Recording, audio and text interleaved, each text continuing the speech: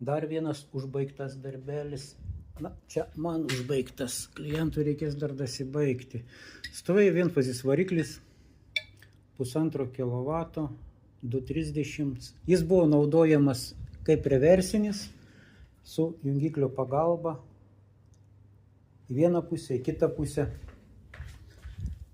Stovėjo 2 kondensatoriai.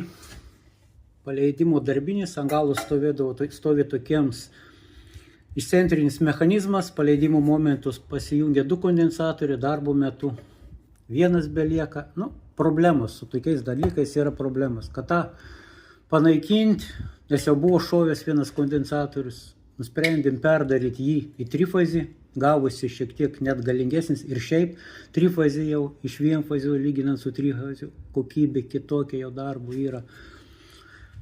Reversą čia padarėm, 2 magnetiniai paleidėjai reversui, puikiai tilpo į dėžutę, susimontavo, susijungė, susitvarkė. Pabandysim.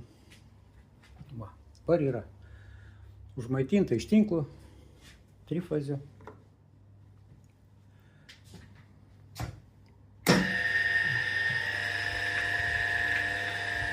Pagal laikrodį.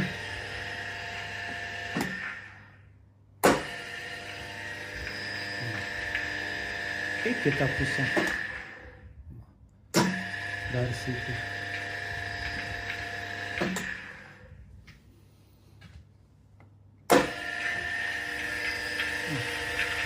Varikliukas dirba nuostabiai, tyliai, perskaičiuotas. Parametrai nuostabus, taip pat jo viskas šaunu.